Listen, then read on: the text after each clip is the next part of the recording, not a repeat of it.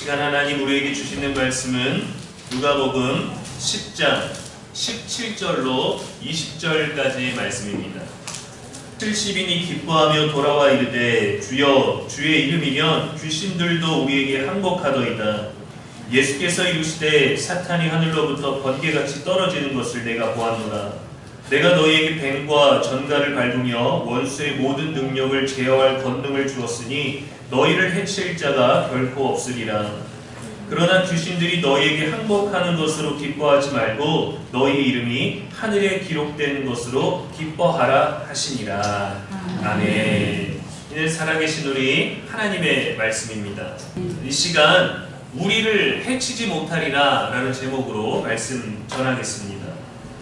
오늘날 우리를 기쁘게 하는 것들이 많이 있죠. 모든 것에 대한 미디어의 즐거움들이 가장 많지 않을까 생각을 합니다. 그로 인해서 누리게 되는 많은 크고 작은 기쁨들이 있는데 우리는 이러한 것들을 또한 쉽게 잃어버리기도 합니다. 빼앗기기도 하죠. 사회는 빠르게 변하고 있고 그 안에서 우리도 모르게 지치고 또 염려하는 일들이 더욱더 많아지고 있습니다.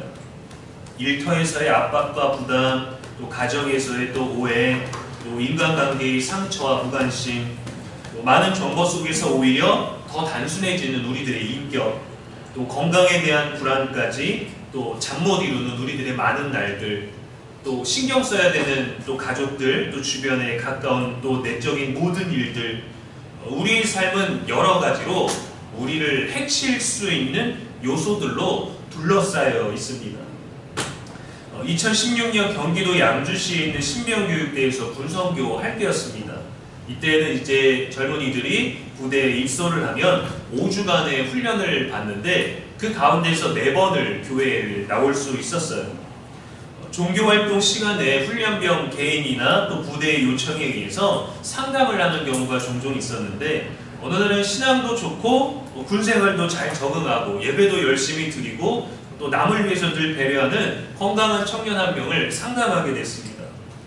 신앙을 가진 것에 대한 자부심도 있었고 또 그 믿음을 가지고 살아가는 또 하나님이 주신 은혜에 대한 충분한 감사와 또 그런 것들을 느끼며 사는 멋진 청년이었어요. 입대하면서 또 전도의 사명도 가지고 있었고 신앙을 통해서 자신이 인생에서 경험하는 그 기쁨을 나눠줄 수 있는 기회가 참 좋은 황금어장인 그 군대라는 곳에 아주 만족하고 있는 친구였고 좋은 기회라고 스스로 기대까지 하고 있었습니다. 그런데 믿지 않는 동기들에게 열심히 전도했는데도 열매가 없고 생활관에 이제 한 20명, 많게는 30명 정도가 머물러 있었는데 그 동기들 중에서 반이나 크리스찬이었는데 주일에 교회도 안 나가고 밥 먹을 때 기도도 안 하고 오히려 믿지 않는 친구들보다 욕도 더 많이 하고 예의도 없고 생활에 모범도 안 되니까 이 친구가 자신이 가지고 있는 신앙에 대해서 현실과 사명감 사이에서 많이 실망을 했었어요. 군대라는 현실이 자신에게는 더 좋은 믿음의 기회, 성장의 기회라고 생각을 했는데 오히려 자신의 믿음이 해침을 받는 것 같은 경험을 한 겁니다.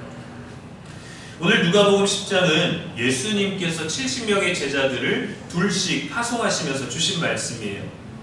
예수님은 그들에게 놀라운 권세를 주셔서 복음을 전하고 병을 고치고 귀신을 쫓는 권능을 부여해 주셨습니다. 그 권세를 주셨어요.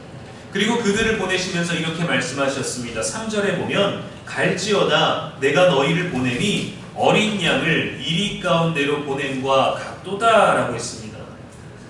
이 말씀은 단지 우리가 믿음을 가지고 살아가는 현실, 사명을 가지고 나아가는 그 자리에 현실의 위험을 경고하는 것뿐만이 아니라 제자들이 겪게 될 영적인 긴장과 믿음의 삶에 대한 어려움들을 예상하게 해줍니다. 예수님께서 제자들에게 또한 저 여러분에게 능력을 주시고 파송을 주셨는데 그 능력은 언제 발행되는 것이냐면 이리 가운데 있는 양이라는 이 현실 속에서 드러나는 능력인 거예요. 편안한 곳에 가서 더 큰 승리를 가지는 게 아니라 이리 가운데 양처럼 우리가 들어갈 때 그곳에서 이 능력이 발휘되는 것입니다. 우리는 주님의 능력과 권세를 받으면 이리때가 없어지고 양이 신나게 뛰놀며 물 마시고 풀을 뜯는 아주 평온한 상태를 더 많이 생각합니다. 하지만 주님은 험한 곳으로 보내시면서 우리들에게 능력을 주셨어요. 안전한 곳으로 가라 하지 않으셨습니다. 험한 곳으로 우리를 보내셨어요. 왜냐하면 하나님이 우리들에게 주시고자 하는 능력은 문제를 제거하는 능력이 아니라 문제 속에서도 무너지지 않고 살아내는 능력이기 때문입니다. 19절 말씀에 보면 내가 너희에게 뱀과 전갈을 밟으며 모든 능력을 제어할 권능을 주었으니 너희를 해칠 자가 결코 없으리라 하셨어요. 해칠 자가 없다라는 것은 고난이 없다라는 의미가 아닙니다.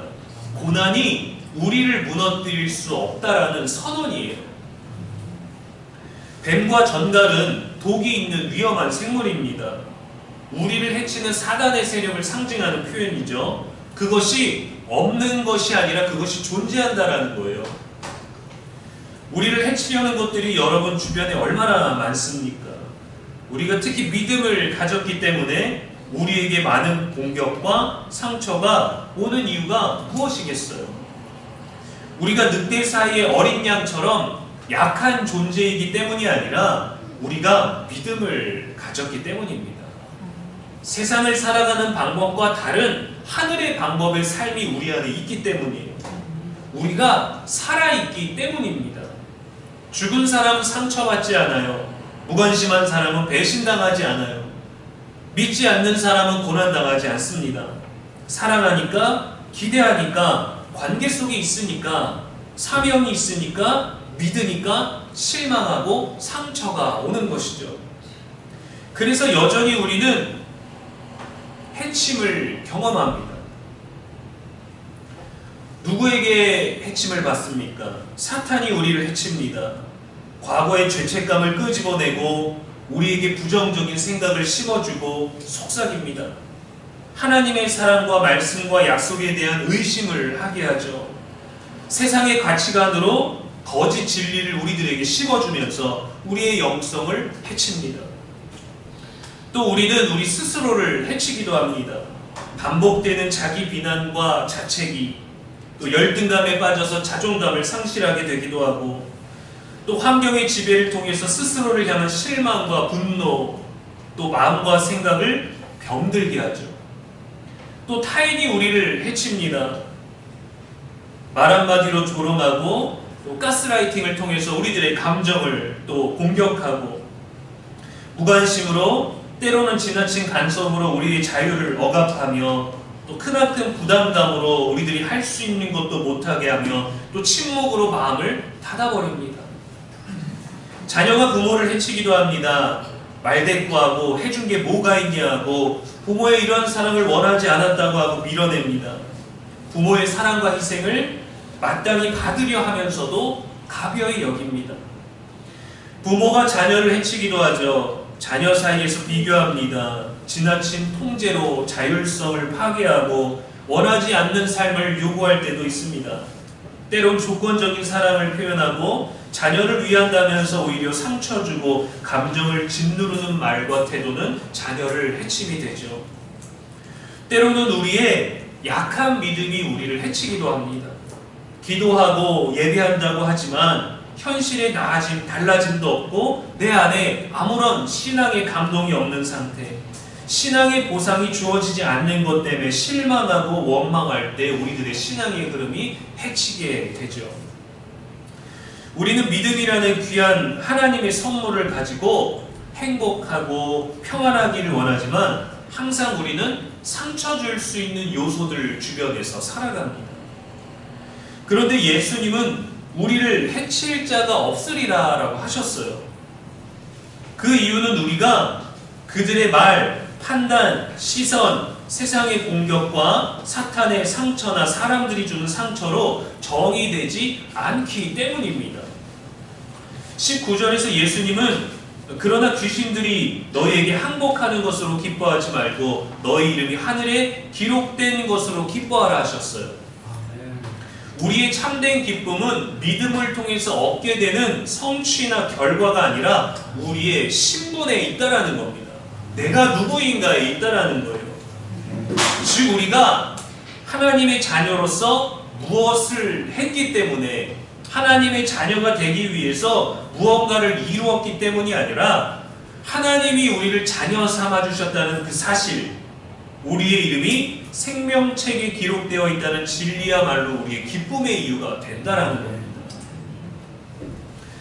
우리는 실패할 수 있고 우리도 상처받을 수 있습니다. 우리도 실망할 수 있어요.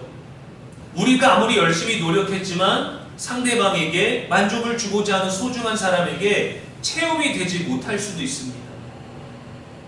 열심히 했어도 또 열심히 하지 않았어도, 기대했어도 기대하지 않았어도 실망을 주고 실망을 받을 수 있어요.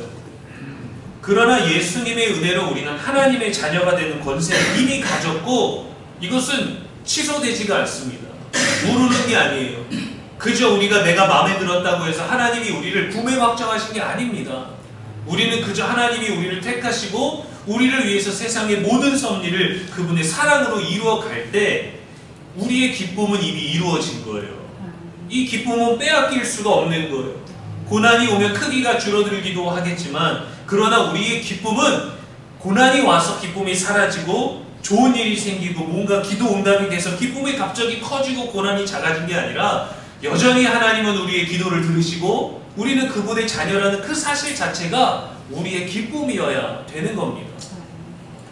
자녀와 부모 사이에 먹는 것 때문에 때로는 이루는 것 때문에 또 용돈이나 여러 가지 관계 때문에 티격태격하고 마음 상하고 실망하고 상처받고 자녀가 문 쾅 닫고 들어가는 것 때문에 엄마가 뭔가를 이루어주지 않아서 아빠가 또 다정한 말을 하지 않아서 우리는 그 관계 안에서 실망할 때도 있지만 그러한 관계 속에서도 우리가 계속해서 살아가는 이유가 무엇이냐면 자녀가 무언가를 이루었기 때문에 부모에게 만족을 주었기 때문에 부모가 큰 것을 성취해서 자녀에게 더 많은 것들을 베풀어 주기 때문이 아니라 자녀와 부모라는 그 관계 자체가 모든 일들을 이루게 하는 것이죠.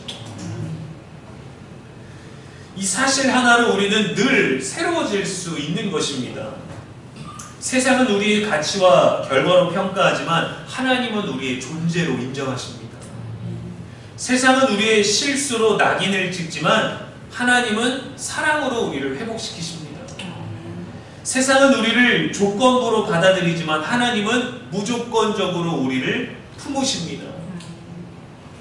우리는 자주 누군가의 평가에 또 누군가의 말 한마디에 또 상사의 질책에 사람들의 무관심과 무례에 갇혀 삽니다.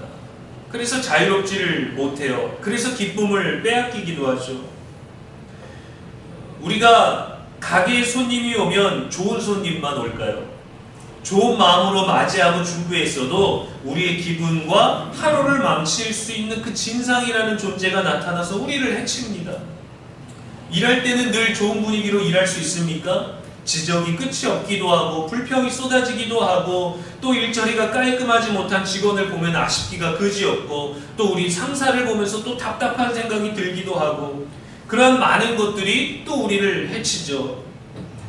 자녀가 부모의 기대에 부응하지 못할 때 부모의 마음도 자녀의 마음도 어려운 법입니다. 현실과 마음을 해치는 크고 작은 일들이 우리 주변에 너무도 가득해요. 창세기의 요셉도 그러했죠. 형들에게 미움받고 배신당하고 보디발의 아내에게 누명을 쓰고 억울한 일을 겪고 감옥에 갇히고 사람들에게도 잊혀졌어요. 너무나 큰 해침을 세상으로부터 받았습니다. 가족에게 받았습니다. 주인에게 받았습니다. 내가 충성했던 그 집에서 받았습니다. 내가 문제를 해결해줬던 그 사람에게 해침을 받았어요. 하지만 그는 이렇게 고백합니다. 창세기 50장 20절에 당신들은 나를 해하려 하였으나 하나님은 이것을 선으로 바꾸사 오늘과 같이 많은 백성의 생명을 구원하게 하셨습니다.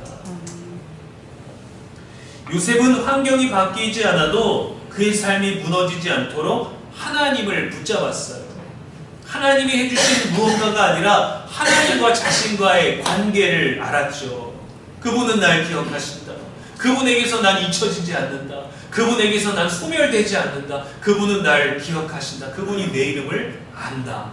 내 존재는 이 세상에서의 무엇이 아니라 하나님에게서 누구인가가 내 존재에 증명한다라는 거죠. 하나님의 시선으로 자신을 헤아려 했던 모든 일들을 선으로 바꾸셨음을 믿었어요. 그렇게 또 고백했고, 하나님은 우리들에게 고난 없는, 해침 없는, 뱀과 전갈이 없는 삶을 약속하지 않으셨습니다. 고난과 유혹 속에서도 무너지지 않고 살아낼 힘, 그 능력을 약속하셨어요. 우리에게 일어나는 많은 상처와 역경들이 있어도 그것에 짓눌리지 않고 묶이지 않고 자유할 수 있는 이유는 이 땅을 살지만 우리는 하늘에 속해 있기 때문입니다. 그분이 우리의 아버지시고, 그분이 우리의 피난처시고, 그분이 우리를 책임지시고, 그분이 우리를 이 땅으로 보내신 거예요. 진짜 능력은 고난과 상처의 영향을 안 받는 것이 아니라 상처와 해침을 받아도 믿음과 사랑을 멈추지 않는 것입니다. 진짜 자유는 결박이 없는 것이 아니라 결박이 있어도 예수님의 이름을 놓지 않는 삶이에요. 우리에게 정말 놀라운 일은 무엇이냐면 우리가 무엇을 했는가, 우리에게 어떤 은사가 있는가가 아니라 우리가 이미 받은 은혜입니다. 우리도 오늘 본문의 제자들처럼 우리도 귀신을 쫓아낸다면 기쁘겠죠. 누군가 괴로워하고 아파할 때 예수 이름으로 명하노니 했는데 우리가 갔을 때 쫓아내면 얼마나 기쁘겠어요. 거리에서 전도를 했는데 교회 다니세요, 예수 믿으세요 한마디만 했을 뿐인데 정말 우리를 따라와서 예수 믿고 교회도 등록했다면 얼마나 기쁜 일이고 반가운 일이겠어요. 그러나 이러한 것이 하나님과 우리의 관계를 더 단단하게 해주거나 구원의 보장을 주는 것이 아니라는 겁니다. 우리가 기뻐해야 될 것은 성공과 성취가 아니라 하늘에 이미 기록된 우리의 이름이어야 되거든요. 제가 상담했던 그 믿음 좋은 청년의 신앙은 실패한 게 결코 아닙니다. 실망 가운데 가진 그 신앙의 고민 자체도 너무도 귀한 것이에요. 하나님을 믿기 때문에 실망하게 되었을 때 그 실망하는 과정까지도 또 함께 나눌 수 있었던 것이 얼마나 귀합니까? 자신의 믿음조차 해침받고 흔들릴 깊은 고민과 환경을 마주했지만 기쁨은 그 친구가 생활관에서 누렸던 결과가 아니라 존재의 정체성이 있어요. 내가 이 군대에서 할 수 있는 사명과 기쁨과 기대, 그것이 그 친구의 이미 큰 기쁨이 되었던 것입니다. 자신이 누구인지, 하나님이 날 이 부대에서 이 동기들을 만나게 하신 것, 이러한 고민을 갖게 하신 그 모든 것들이 하나님과의 관계성 안에 있는 자신의 존재의 정체성인 걸 증명했던 거죠. 귀신이 떠나가는 승리가 아니라, 고난이 끝나는 편안함이 아니라 하늘에 기록된 우리의 이름이 사라지지 않는다는 지금의 믿음을 기뻐할 수 있어야 합니다. 우리의 기쁨은 우리가 어떤 능력을 가졌느냐가 아니라 우리가 누구인가에 있는 거예요.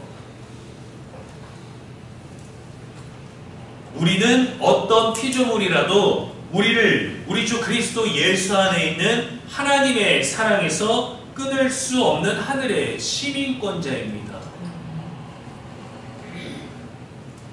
우리에게 주시는 권세와 능력은 미래의 먼 훗날 주어질 게 아니라 이미 저와 여러분에게 주어져 있어요. 귀신을 쫓아낼 능력도, 우리의 병을 이길 수 있는 것도, 우리의 불안한 미래와 염려와 우리에게 오는 내적인 갈망과 모든 고민과 두려움들까지도 이겨낼 권세를 언젠간 주시겠지가 아니라 이미 우리들에게 주셨다는 겁니다. 그리스도를 영접하는 그 순간 하나님의 자녀가 되는 권세를 받았고, 그 권세를 우리는 이미 누리며 살고 있었어요. 이스라엘 백성들을 기억해 보십시오. 그들이 불순종하고 그들이 우상 숭배하고 하나님을 원망했을 때 하나님은 뱀과 전갈, 그것들을 보내서 백성들이 물리게 했죠. 그러나 그때 노뱀을 만들어서 그것을 바라보며 살았습니다. 근데 여러분, 그 사막의 뱀과 전갈들은요 원래 있던 것들이에요. 늘 걷다가 어느 날 지나가다가 잠자다가 물려 죽어도 전혀 이상할 것이 없는 환경이었습니다. 그런데 그들이 하나님을 원망했을 때 하나님이 그 생명들을 보냈죠. 그때까지도 물릴 수 있었지만 하나님이 지켜주신 거예요. 왜? 너희는 내 백성이고 내가 애굽에서 너희를 이끌어낸 나는 여호와니라. 나는 스스로 있는 자고 나는 너희를 약속의 땅으로 이끌어갈 하나님이야. 그 말을 선포하는 순간, 그들이 출애굽에서 홍해를 걷는 일을 경험하는 순간 그들은 모든 뱀과 정갈로부터 보호를 받게 되고 물리지 않는 권세로 걸어가고 있었던 겁니다. 근데 자신의 정체성, 자신과 하나님과의 관계, 하나님을 향한 신앙에 대해서 원망하고 불평하고 불만 갖고 의심하고 좌절할 그때에 우리를 위협했던 너무도 마땅한 것들이 그때 몰려오게 되는 것이죠. 지금도 여러분들에게는 많은 고난이 있을 것입니다. 많은 힘듦이 있고 여러분만의 말할 수 없는 내적인 괴로움들이 있으실 거예요. 우리를 해치는 것들이 늘 있어요. 우리의 믿음이 깊어질수록 더 믿음을 가지고 살려고 할수록 더 뿌듯한 성취가 아니라 이 믿음이 무너지도록 하는 해침이 우리들에게 매일마다 찾아옵니다. 거룩한 삶을 살아내려 할수록 더 강한 것들이 있을 거예요. 더 강한 뱀과 더 강한 복을 가진 정갈이 우리들에게 달려올 것입니다. 사자가 되지 못하고 여전히 늑대 사이 어린 양과 같을 거예요. 하나님, 왜 우리는 이렇게 여전히 약합니까? 하나님, 우리는 늑대를 이길 수 있는 사자가 되어야 되는데 왜 우리는 여전히 어린 양밖에 되지 않습니까? 우리가 어린 양이기 때문에, 늑대 사이에 있기 때문에 예수님의 능력이 우리 안에서 더 큰 권세를 발휘할 수 있는 것이죠. 왜냐? 약한 것은 우리 힘으로 이길 수 있거든요. 약한 것은 우리 힘으로 극복할 수 있거든요. 약한 것들은 조금만 화합하면 우리가 극복할 수 있거든요.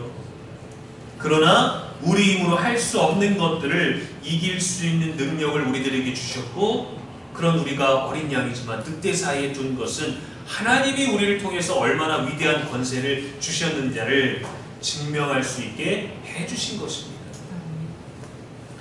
우리의 기쁨은 고난을 이긴 결과가 아니에요. 고난 속에서도 끊어지지 않는 하나님과의 관계에 있습니다. 결코 우리를 해치지 못하게 하시는 예수님의 말씀대로 살아내는 저와 여러분의 모든 삶 될 수 있기를 주님의 이름으로 간절히 축원합니다.